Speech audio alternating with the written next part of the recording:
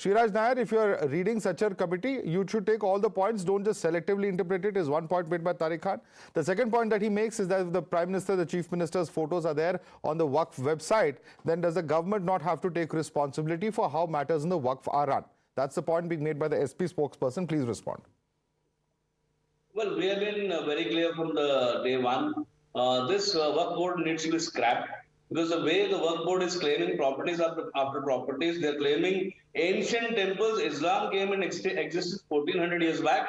They're claiming 2000-year-old temple. They're claiming villages after villages. This is sheer nuisance, and this needs to be scrapped. That is our stand from day one. And coming back to what the SP spokesperson says about the pictures of the Honorable Prime Minister and the Honorable Chief Minister, that he is mentioning about the Shia Waqf Board, and definitely there the Shia Waqf Board chairman, who was Mr. Shia, Mr. Wasim Rizvi. He has come back to Hindu Dharma. So, and he himself, while he was chairman, he openly said the kind of exploitation some rich and famous, the way they exploited, the way they looted the Waqf board properties, it was clear. And not only Mr. Wasim Rizvi, there are many intellectual Muslims who openly criticize this Waqf board, and they are in favor of nationalization of properties of Waqf board. It is not only Mr. Wasim Rizvi. Many intellectual Muslims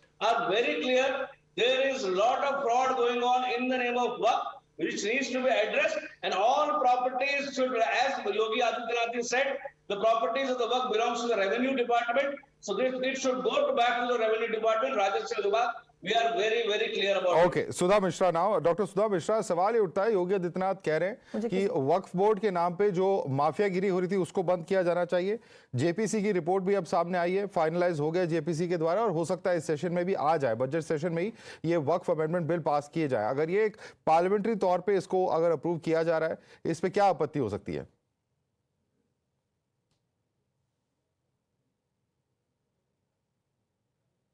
Sudha Mishra. All right, I think she's lost that audio line. I'll go across to सुधा मिश्रा. आपको आवाज अगर आ रही है, सवाल बस ये उठता है कि अगर वक्फ के जो लैंड है, योगी आदित्यनाथ भी कह रहे थे कि ये एक तरह से रेवेन्यू लैंड है, और रेवेन्यू लैंड राजस्व को वापस कर दिया जाना चाहिए, ये एक डिमांड कर रहे हैं इस वक्त श्रीराज नायर. और सवाल ये भी उठता है कि अगर ये रिफॉर्म पार्लियामेंट संसद के द्वारा, एक जेपीसी के द्वारा अप्रूव किया जाता है और इस बजट सेशन में भी अगर बात आती है, तो इसमें आपत्ति क्या है?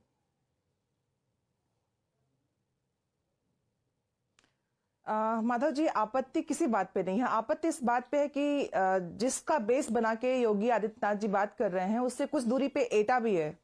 एटा से कुछ खबरें आई हैं, उस पर संज्ञान कब ले जाएगा? हम बात करते हैं बेटियों के सम्मान की, हम बात करते हैं देश में जो हमारी सुरक्षा के लिए, हमारे प्रदेश में तो चाहे पुलिस लोग हैं, पुलिस वाले हैं, उनके सम्मान और सुरक्षा के लिए.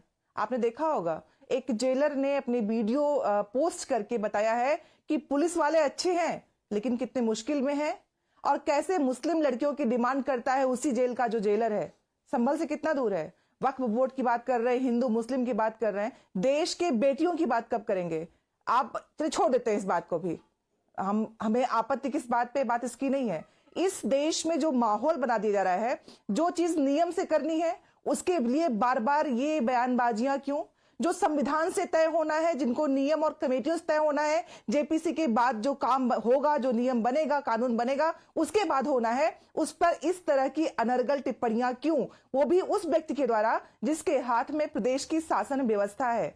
आप बताइए मुझे, मैं पूछना चाहती हूं कि अगर वो पुलिस में होने के बाद वो जेलर जो व्यक्ति है, जो बोल रहा है, राजीव जी जिनका नाम है, वो जो कह रहे हैं उस बात में कितनी सच्चाई, योगी जी जो कह रहे हैं उसमें कितनी सच्चाई है? अगर कोई व्यक्ति इस देश में, आपने देखा होगा दिल्ली में एक व्यक्ति जाता है, डॉक्टर पढ़ा लिखा व्यक्ति, और झूठी अफवाह पोस्ट करता है कि कैसे धर्म विशेष के व्यक्ति ने उसकी घड़ी चुराने की कोशिश की, और उसका राजनीतिक दल से आई डोंट नो क्या डायरेक्ट लिंक है, but anyway Sharad Trivedi, quick response for you.